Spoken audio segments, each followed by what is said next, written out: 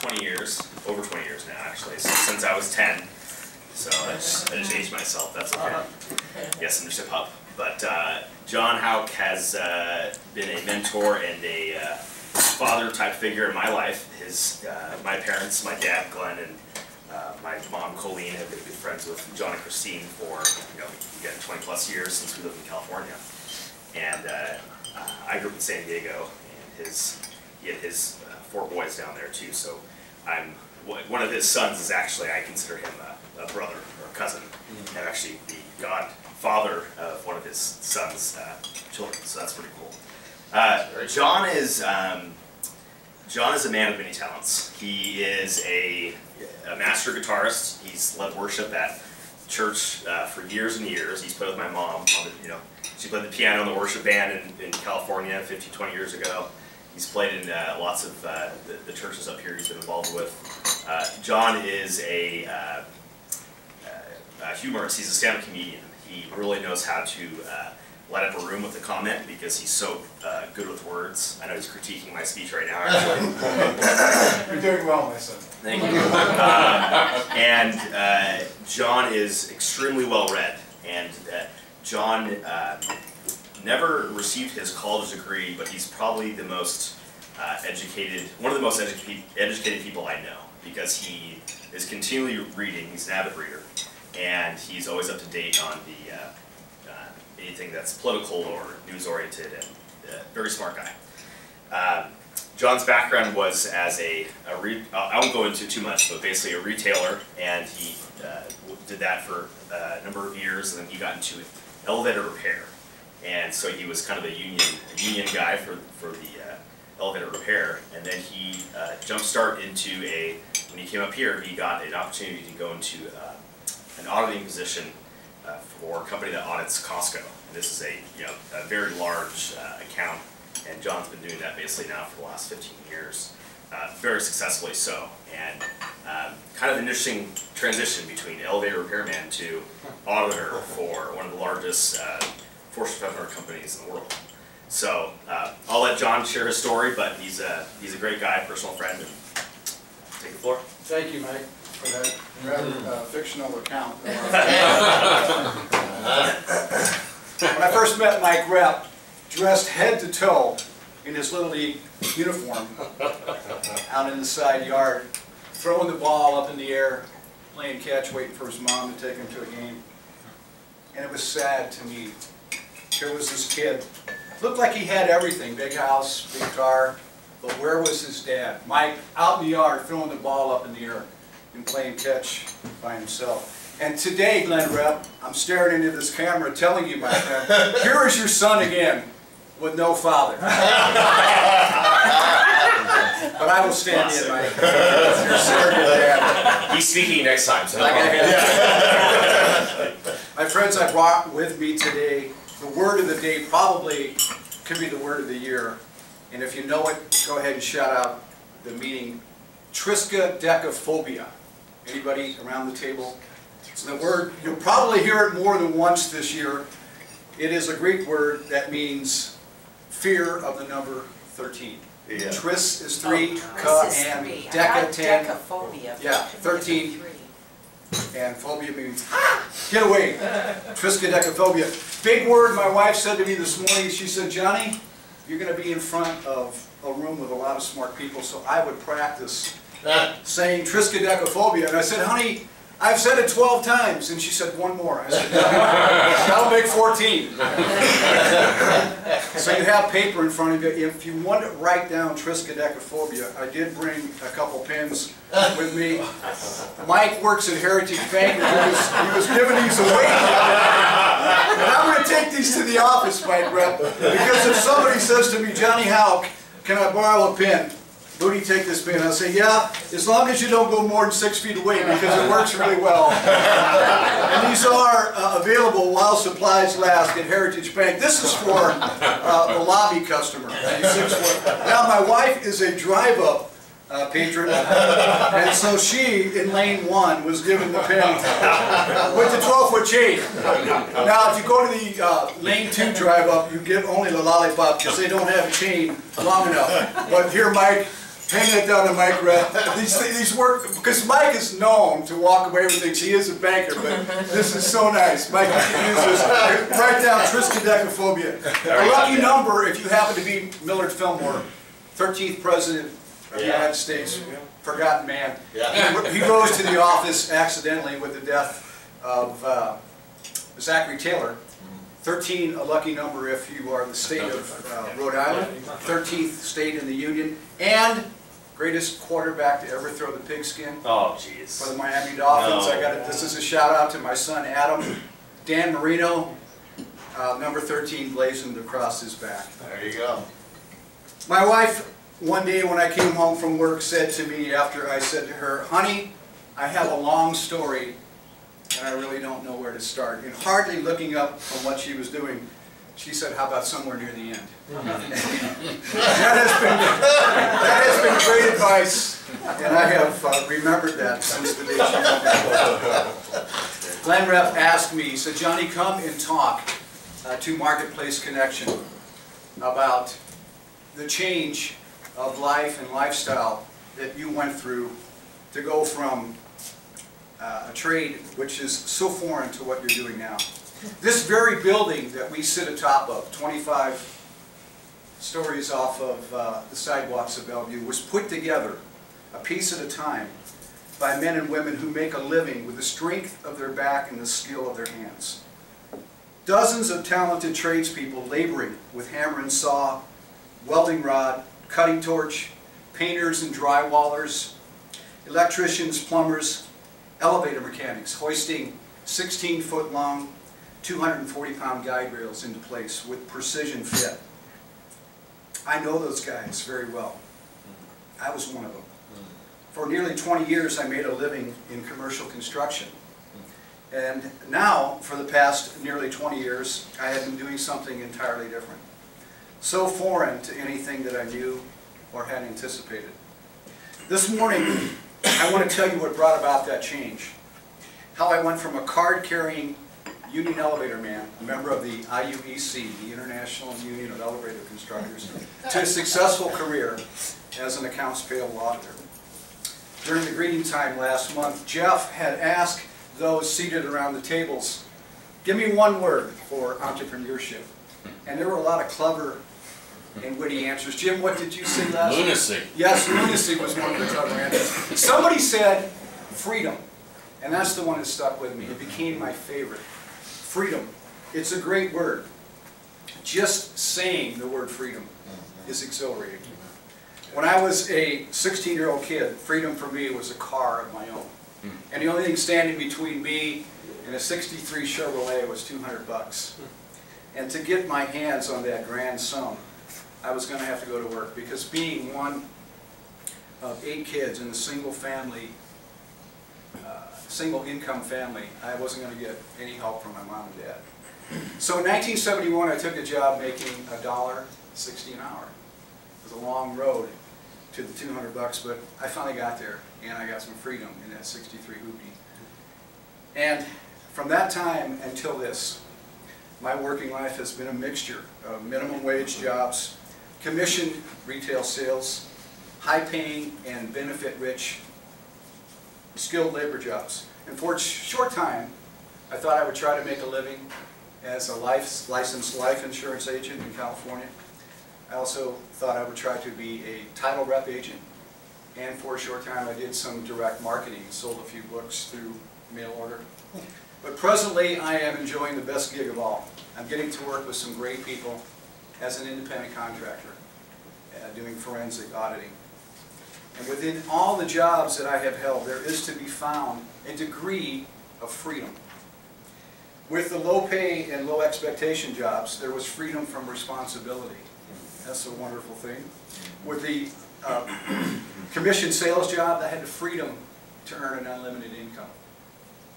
And with the skilled labor job, freedom came in the high wage. The money that you earned bought you some freedom on the weekends. It kept you from doing some of the things you didn't want to do.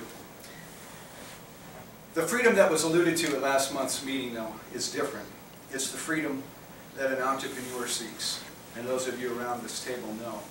It's the freedom that gives you some control, to exercise the outcome, to set the course and to steer the ship.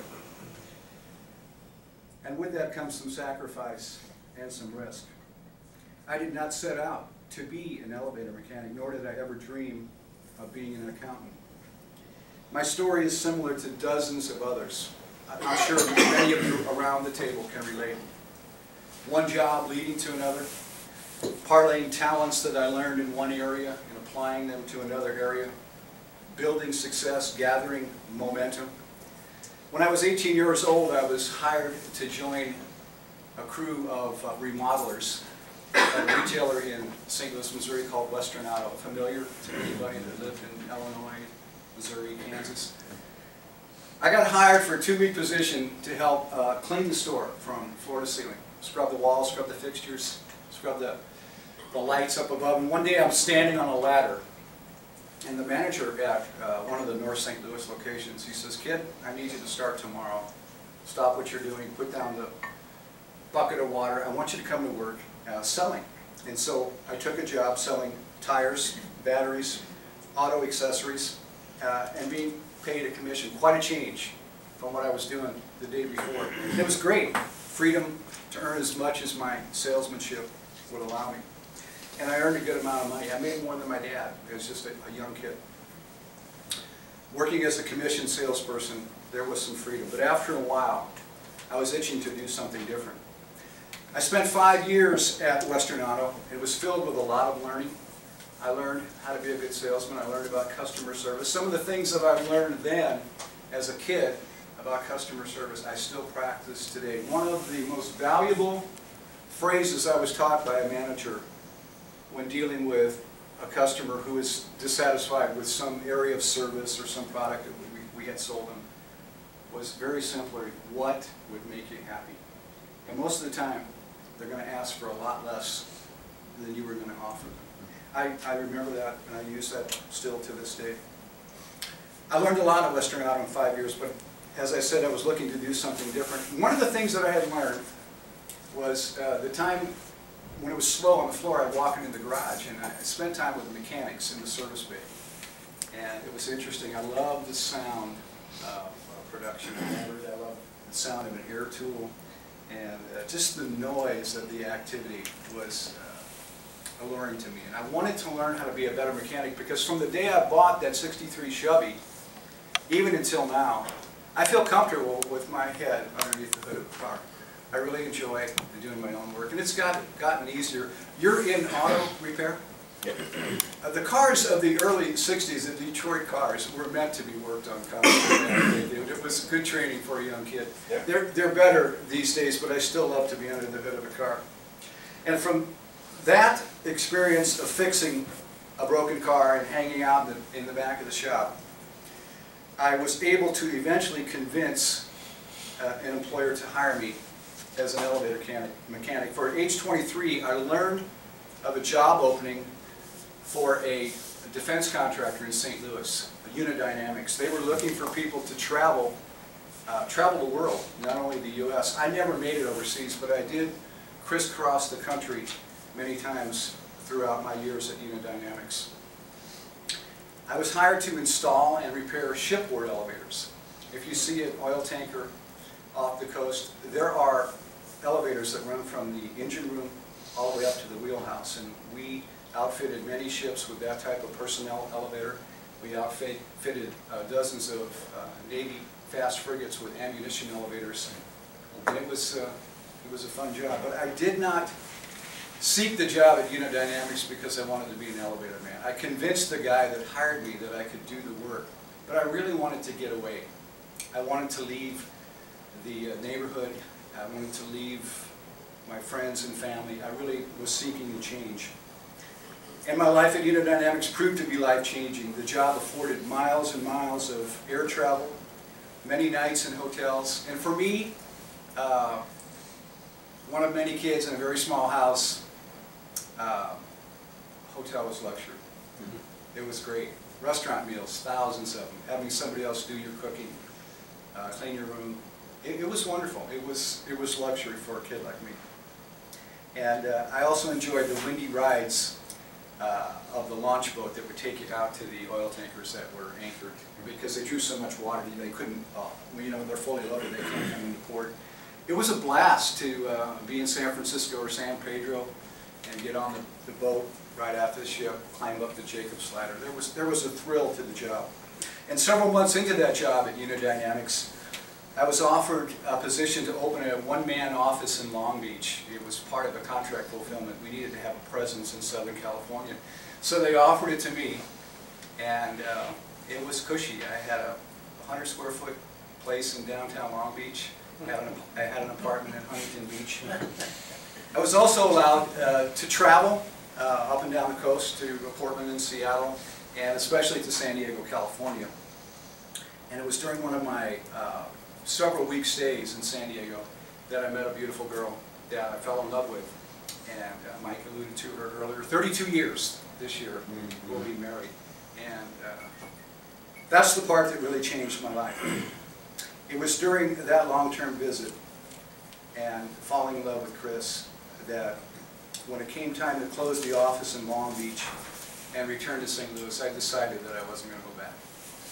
Because there are times, and it's happened to me twice, there are times when a good paying job, and you know, a job with some excitement, and a job with some benefits, and a job with some freedom, will build for you a comfort zone that's really hard to walk away from. You know that if you could, the chances for success would be better if you're willing to take the risk, if you're willing to make the sacrifice.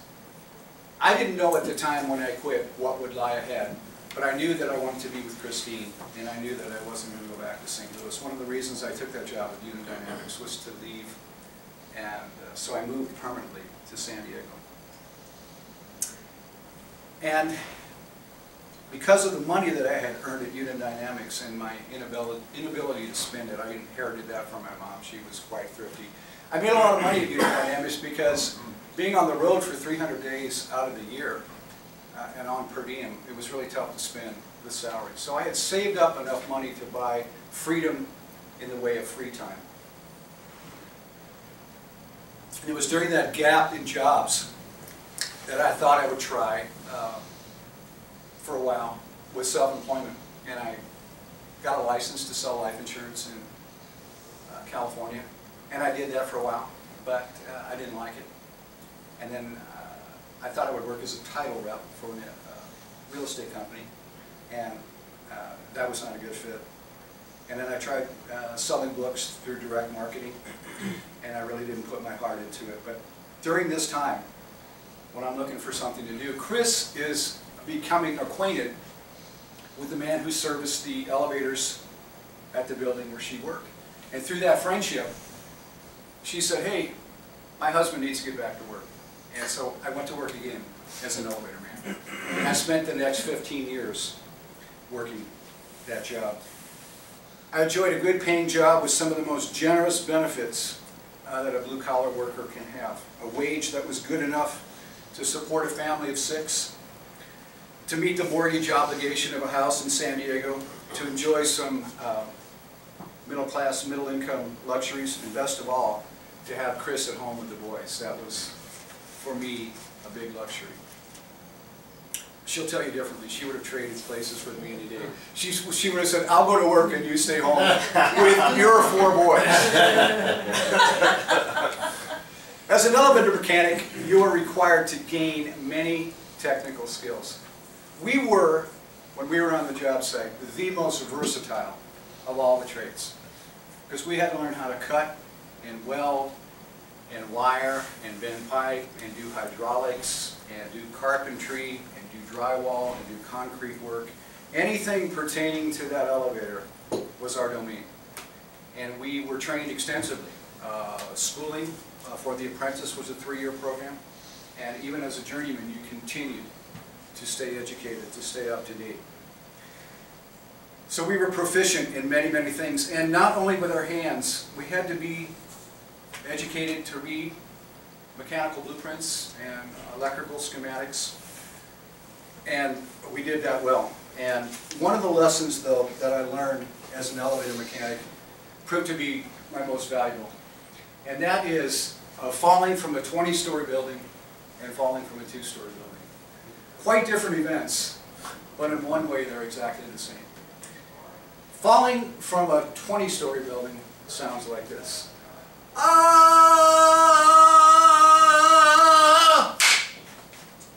But falling from a 2-story building is exactly the same, only in reverse. It sounds like this.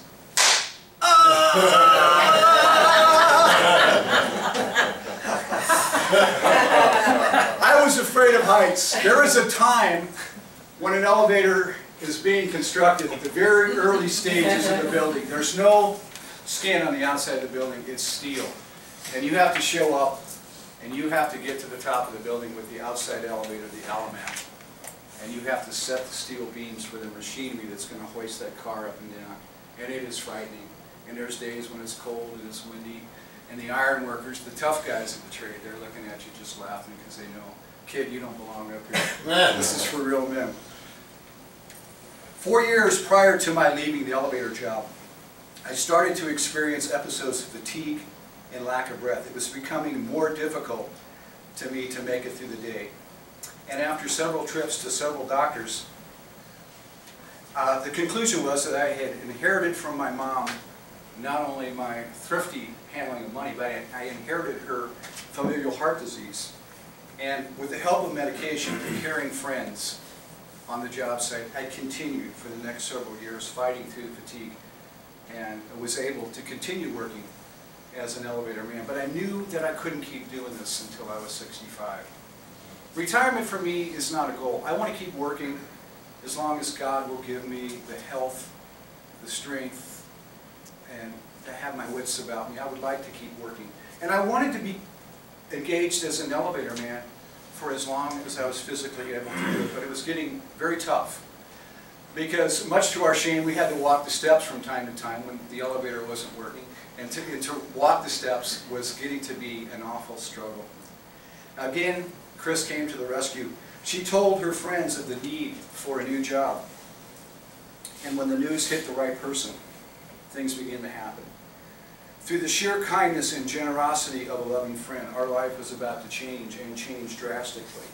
With no resume in hand, with absolutely no experience in auditing or accounting, I was offered an opportunity to pursue an entrepreneurial challenge. With no promise of a paycheck, no formal training to be given, and no open door back into the elevator trade, I accepted the challenge. Again, I left a good-paying job with great benefits to become a self-employed, independent contractor working in a field that I knew nothing about. Like I said, I was a stand-up comedian. This part is true. The rest of it, I mean, the rest of it may be true. I don't know. It's to the best of my recollection, and my memory, my short-term memory is okay. But the part I've told you up till now, it may or may not be true, but this part is true. I took a position to work as an independent contractor, no guarantee of pay, no draw, and plus expenses. 3 or 4 weeks into the job, I'm faced with tens of thousands of dollars in expenses that I had to share.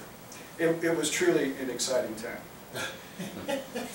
Not only would there be a big change in how I would earn a living, but 1 year into this new venture, I would have to move to Seattle, while Christine remained in San Diego to finish out the school year with our kids and to sell our house.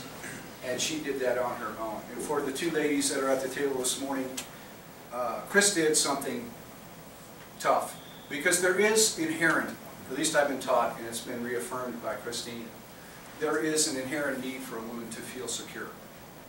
And she, for a while, she suspended that need for security. And she leaned in with me.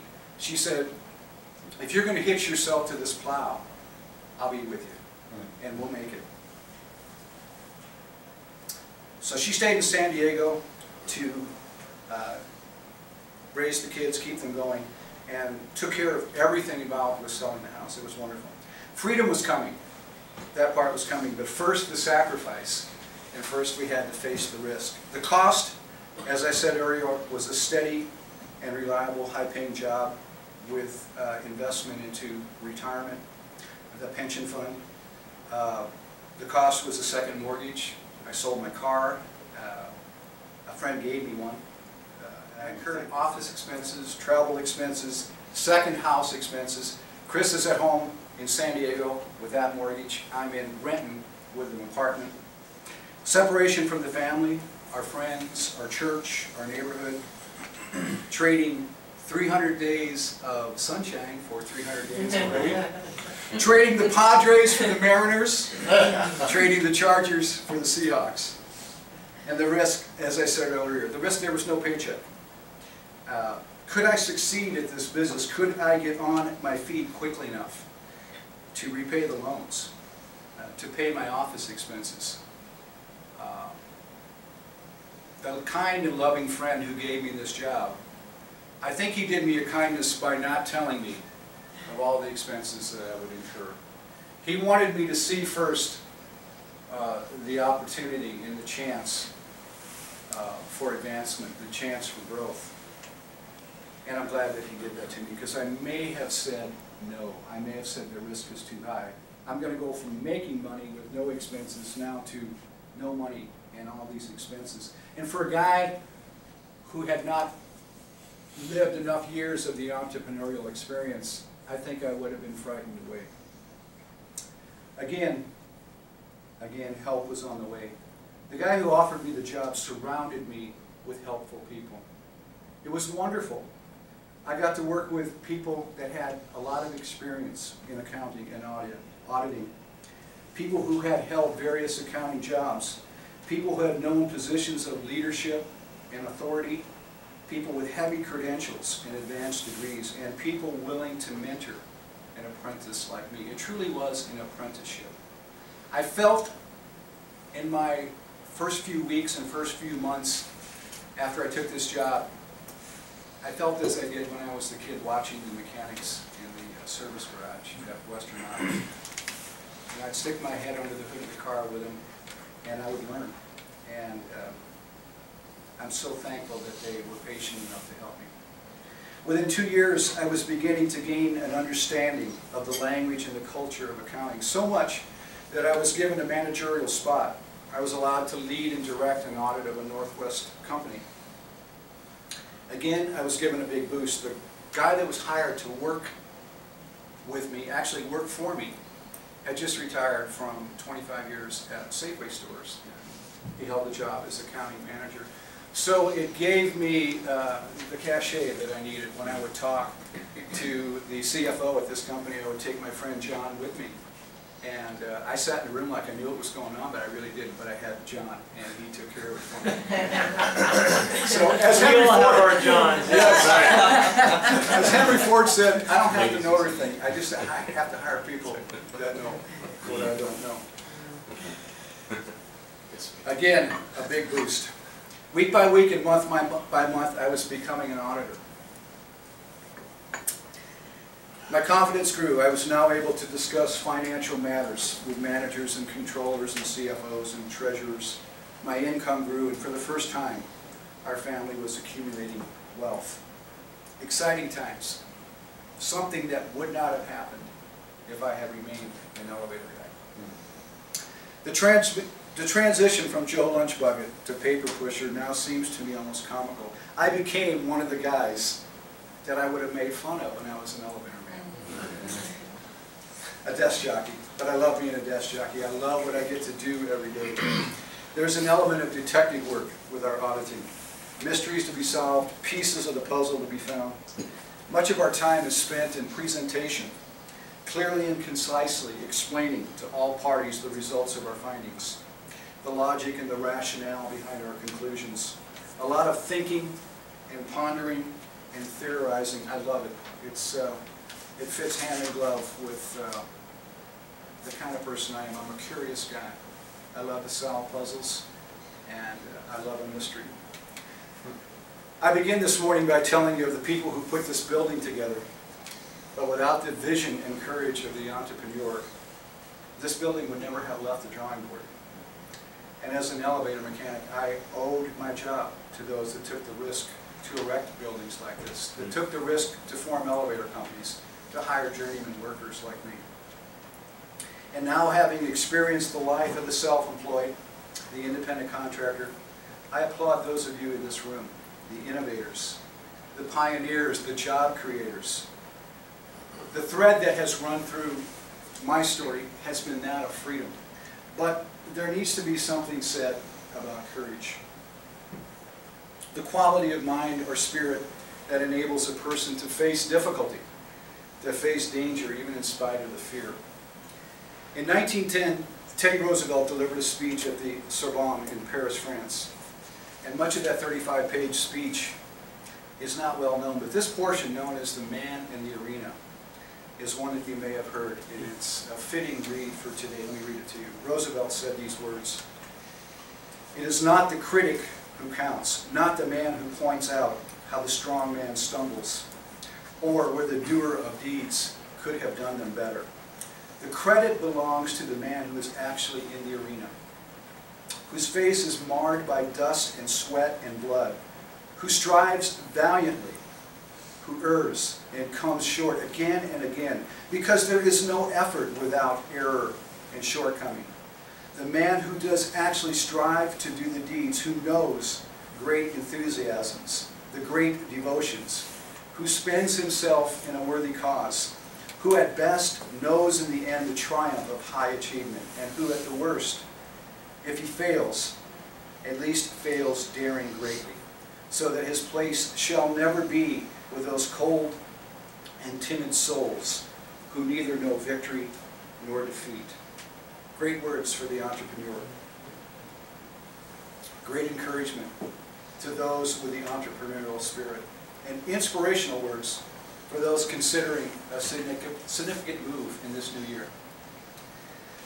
Paul Reynolds, an entrepreneur scholar and creator of the Global Entrepreneurship Monitor, says this: that by the time they reach their retirement years, half of all working men in the United States probably have had a period of self-employment of 1 or more years. And that 1 in 4, 25%, 1 in 4, have engaged in self-employment for 6 or more years.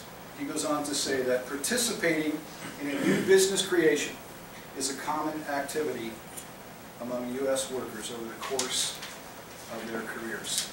And many of us around the table can say amen to that. In closing, I want to read to you some more inspirational words. Would you help me and pass these down that side of the table? Because I want you to read this along with me and keep this. These are words written by Rudyard Kipling. If, as a parent, you've probably read to your kids portions of the Jungle Book.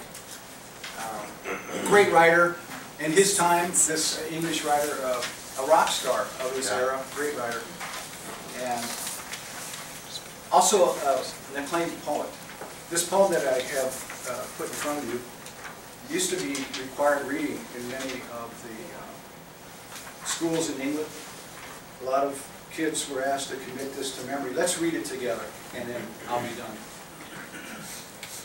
If you can keep your head when all about you are losing theirs and blaming it on you, if you can trust yourself when all men doubt you, but make allowances for their doubting too, if you can wait and not be tired by waiting, or being lied about, don't deal in lies, or being hated, don't give way to hating, and yet don't look too good or talk too wise. If you can dream and not make dreams your master, if you can think and not make thoughts your aim, if you can meet with triumph and disaster and treat those two impostors just the same, if you can bear to hear the truth you've spoken twisted by knaves to make a trap for fools, or watch the things you gave your life to broken, and stoop and build them up with worn-out tools, if you can make one heap of your winnings and risk it on one turn of pitch and toss and lose, and start again at your beginnings and never breathe a word about your loss, if you can force your heart and nerve and sinew to serve your turn long after they are gone, and so hold on when there is nothing in you except the will which says to them, hold on. If you can walk with crowds and keep your virtue, or walk with kings, nor lose the common touch, if neither foes nor loving friends can hurt you, if all men count with you but none too much, if you can fill the unforgiving minute with 60 seconds worth of distance run, yours is the earth and everything that's in it, and which is more.